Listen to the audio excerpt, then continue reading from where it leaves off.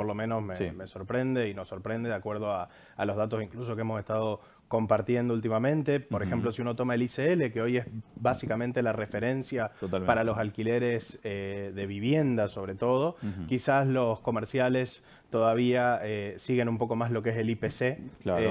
directamente lo que es el indicador de inflación puramente dicho, pero en vivienda donde se utiliza el ICL, que quedó un poco de lo que era aquella ley de alquileres, quizás aplicado de manera cuatrimestral o semestral para Sí. darle una mayor continuidad de actualizaciones, hoy está anualmente arrojando un 66%.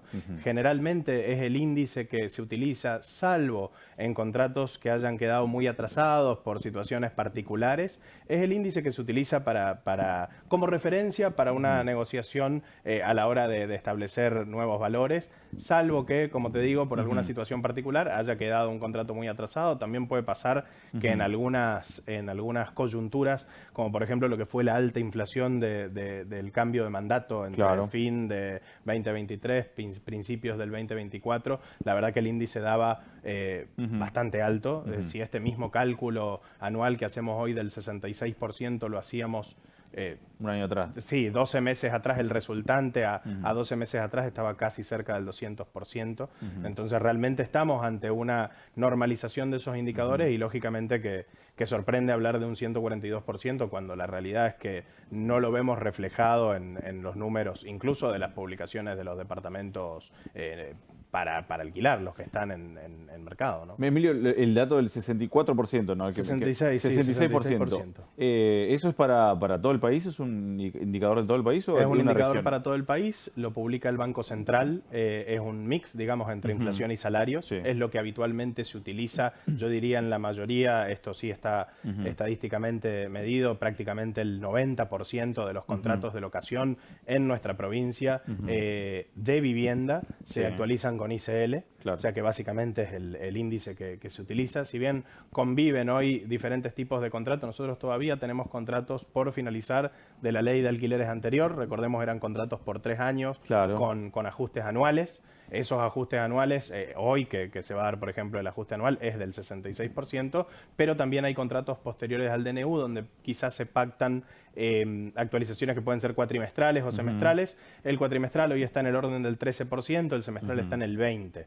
O sea que los indicadores están lejanos a ese 140% que hablábamos, pero bueno, puede haber alguna situación particular o aislada en la cual haya por alguna situación, ya sea mejoras del inmueble, contrato que estaba muy atrasado o lo que sea, puede haber una negociación distinta a estos porcentajes o alejada de estos porcentajes, pero debería ser excepcional. Ahora, en cuanto hacemos un análisis regional, que te consultaba si esta era una medición nacional, en situaciones, en regiones particulares, ¿tienen también su indicador? O, me imagino que rondan los 66, pero no es algo que es para todo el país. Sí, claramente que, a ver, el índice es uno solo. Sí. De todas maneras, lógicamente se dan muchas veces negociaciones a las finalizaciones de los contratos y también inmuebles que se publican Claro. de cero. También hay una realidad, ver los valores publicados de los inmuebles, quizás hay inmuebles que están publicados hace meses. Hoy también hacíamos una comparativa, esta misma búsqueda durante la vigencia de la ley de alquileres, si uno buscaba, por ejemplo, en un portal en la ciudad de Resistencia, viviendas en alquiler o departamentos, para poner un ejemplo, Sí. sin distinguir qué tipo de departamentos, en algún momento llegó a haber 24 o 26 departamentos en alquiler en toda la ciudad. Hoy esa misma búsqueda la hice ayer, arroja 127, 128 resultados. O sea que hay 5 veces más oferta. También esto puede dar cuenta de que hay algunos precios que deben competir entre sí para alquilarse y hay otros precios que quizás si están pretendiendo valores por encima de lo que el mercado valida, son inmuebles que no se van a alquilar, que pueden estar 3, 4, 5 meses en alquiler.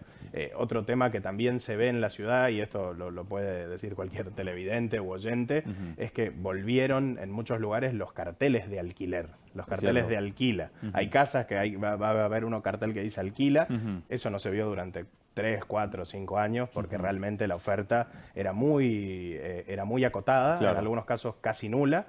entonces no había ni siquiera carteles de alquiler. Hoy creo que la oferta permite eso, permite que se pueda, digamos, en este caso lo que hablábamos, negociar de acuerdo al lugar en el que uno está, de acuerdo al inmueble y a las necesidades de las partes, negociar ciertas condiciones y ver si en definitiva ese inmueble y las condiciones que se proponen son las que, en este caso al inquilino, también le satisfacen esa necesidad, ¿no?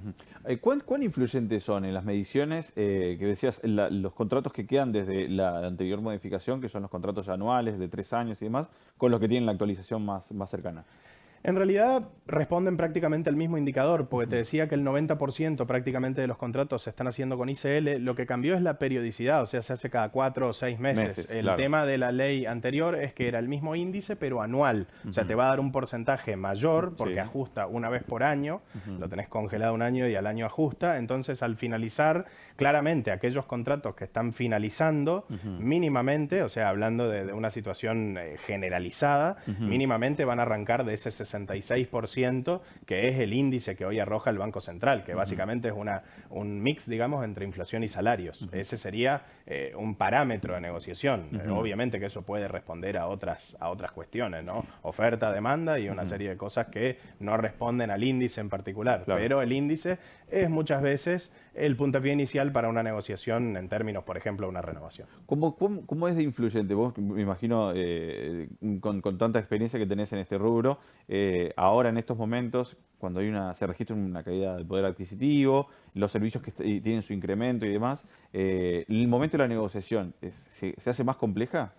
Sí, yo creo que más que compleja, hoy quien busca alquilar, en este Sí. caso hablando de un eventual inquilino, alguien que está por alquilar algo, tiene que informarse muy bien, por supuesto, del valor. O sea, la pregunta por lo general siempre fue cuánto vale este departamento o esta Claro. casa en alquiler.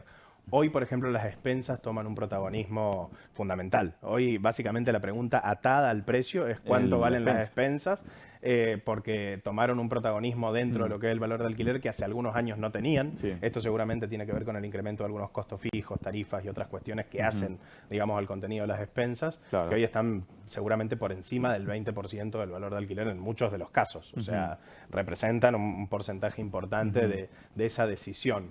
Creo que por un lado eso, por otro lado también negociar o por lo menos entender y saber, como estamos hablándolo ahora, cuáles son los indicadores por los cuales se va a actualizar un contrato de alquiler. Claro. Hoy entre las partes pueden pactar la forma de hacerlo de manera indistinta. Si bien es una generalidad lo del ICL, Sí. porque ha tomado protagonismo ese índice dentro de lo que son los contratos de vivienda, me parece que es un índice que en definitiva representa un poco a las dos partes, hablando de inflación y salarios, o sea, es un promedio de las dos cosas. Si una de las dos se dispara, la otra lo mantiene un poco en una línea por lo menos conducente. Y también lo bueno es que es un índice que es fácilmente conocido y calculable. Uno puede entrar a una calculadora, por ejemplo, FIRA, la federación, Sí. uno pone FIRA, calculadora, y lo puede hacer directamente desde la página.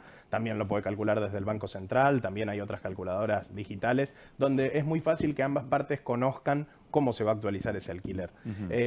Por suerte, esos indicadores ya no son los de otros tiempos, digamos, ya no están tan altos como en otro momento, y hoy hablamos de ajustes cuatrimestrales que son del 13%, ajustes anuales que son del 66%, para ponerlo en términos claros, si hace un año alguien pagaba 100.000 pesos, hoy estaría en 166.000.